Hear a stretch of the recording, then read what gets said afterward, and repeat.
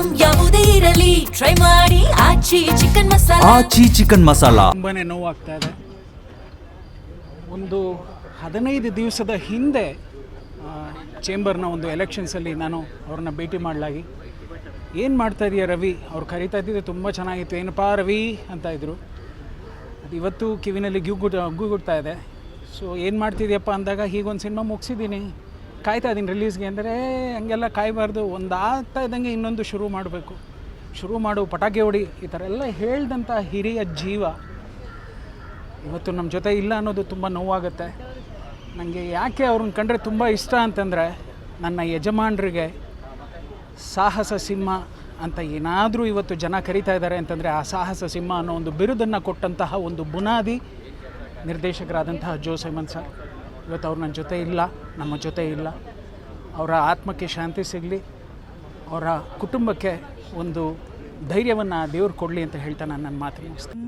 ಬಹುಶಃ 84ರಲ್ಲಿ 84 ವರ್ಷ ಆಗಿದೆ ವಾಣಿಜ್ಯ ಮಂಡಳಿಗೆ. ಪ್ರಥಮ ಬಾರಿ ಈ ಥರದ ಒಂದು ಘಟನೆ ನಡೆದಿರ್ತಕ್ಕಂಥದ್ದು.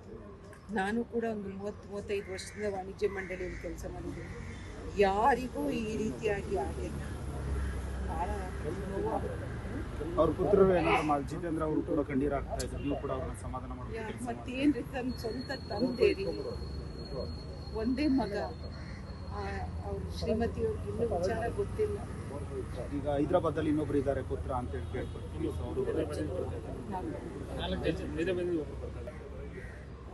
ಕಲಾಕ್ಷೇತ್ರದಲ್ಲಿ ಅವರ ಪಾರ್ಥಿವ ಶರೀರವನ್ನು ಇಡ್ತಾ ಇದ್ದೀವಿ.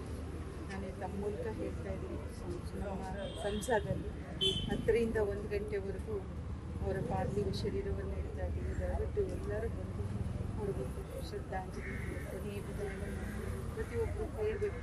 ಈ ಮೂಲಕ ಹೇಳ್ತೀವಿ. ಟೆಕ್ನಿಷಿಯನ್ಸ್ಗಳಿಗೆ ಮೆಡಿಸನ್ಗೊಂದಷ್ಟು ದುಡ್ಡು ವ್ಯವಸ್ಥೆ ಮಾಡಿಸ್ಕೊಡಿ, ಸರ್ಕಾರದಲ್ಲಿ ಕೇಳಿ, ನಮ್ಮ ವಾಣಿಜ್ಯ ಮಂಡಳಿನ ಏನಾದರೂ ಮಾಡಿ ಅನ್ನುವಂಥ ಮಾತುಗಳನ್ನು ಕೂಡ ಹೇಳಿಬಿಟ್ಟು ನಮ್ಮನ್ನು ಬಿಟ್ಬಿಟ್ಟು ಹೊಟ್ಟೋಗ್ಬಿಟ್ರು. ಭಾಳ ನಿಜವಾಗ್ಲೂ ಹೇಳ್ತೀನಿ, ಅಂಥ ಸಹೃದಯಿ. ಅವ್ರ ಜೊತೆ ನಾನೊಂದು 2 ಸಿನಿಮಾ ಮಾಡಿದ್ದೀನಿ. ರಕ್ತ ತಿಲಕ ಒಂದು ಸಿನಿಮಾ ಮಾಡಿದ್ದೀನಿ, ಸಿಡಿದೆದ್ದ ಸಹೋದರ ಅಂತ ಒಂದು ಸಿನಿಮಾ ಮಾಡಿದ್ದೀನಿ. ಮತ್ತು ಜೋ ನಮಗೊಂಥರ ಹತ್ತಿರವಾದ ವ್ಯಕ್ತಿತ್ವ, ಯಾರನ್ನು ನೋಯಿಸಿದವರಲ್ಲ, ಎಲ್ಲರನ್ನೂ ಪ್ರೀತಿಸಿದಂಥ ವ್ಯಕ್ತಿ. ಭಯಗ್ರಸ್ತರು, ಸಂಯಮದಿಂದ ವರ್ತಿಸ್ತಾಯಿದ್ರು. ಇವತ್ತಿನ ದಿನ ನಾವು ಅವರನ್ನು ಕಳ್ಕೊಂಡಿದ್ದೀವಿ.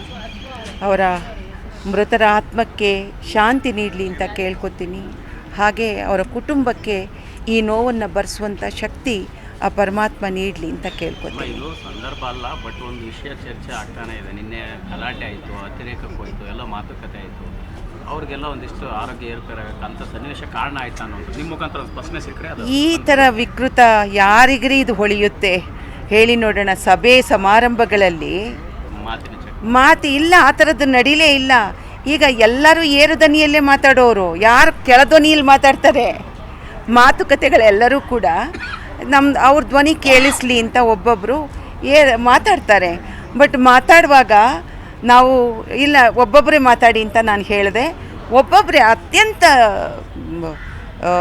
ಅವರ ನೆನಪಿನ ಶಕ್ತಿ ಎಷ್ಟು ಚೆನ್ನಾಗಿತ್ತು ಮತ್ತು ಅವರಿಗೆ ಎಷ್ಟೊಂದು ಸಂಯಮ ಇತ್ತು. ತುಂಬ ಚೆನ್ನಾಗಿ ಮಾತಾಡಿದ್ರು ಅವರು. ಸೊ ಆ ಥರದ ಘಟನೆಯೇ ನಡೆದಿಲ್ಲ. ಅದ್ಭುತವಾಗಿ ಮಾತಾಡಿದ್ರು, ನಗನಗ್ತಾ ಇದ್ದರು, ಇಡ್ಲಿ ತಿಂದರು, ಕಾಫಿ ಕುಡಿದ್ರು, ವಾಶ್ರೂಮ್ಗೆ ಹೋಗ್ತೀನಿ ಅಂತ ಹೇಳ್ಬಿಟ್ಟು ಅವರು ಅಷ್ಟಕ್ಕೆ ಎದ್ದು ಹೋದರು. ಈಗ ಕಾರ್ಡಿಯಾಕ್ ಅರೆಸ್ಟನ್ನು ಯಾರು ಏನ್ರಿ ಮಾಡ್ತಾರೆ, ಯಾರ ಕೈಯಲ್ಲಿದೆ, ಅದಕ್ಕೊಂದು ಬಣ್ಣ ಕಟ್ಬಿಟ್ಟು ಯಾರಾದರೂ ಮಾತಾಡಿದ್ರೆ ಅದು ತಪ್ಪಾಗುತ್ತೆ, ಭಾಳ ದೊಡ್ಡ ತಪ್ಪು. ಆ್ಯಂಡ್ ಅದಕ್ಕೆ ಸಾಕ್ಷಿಯಾಗಿ ನಮ್ಮಲ್ಲೇ 50-60 ಜನ ನಾವು ಇದ್ವಿ ವಾಣಿಜ್ಯ ಮಂಡಳಿಯಲ್ಲಿ. ಹಾಗೆಲ್ಲ ಮಾತಾಡಬಾರ್ದು. ಯಾರೇ ಮಾತಾಡಿದರೂ ಅದು ತಪ್ಪಾಗುತ್ತೆ.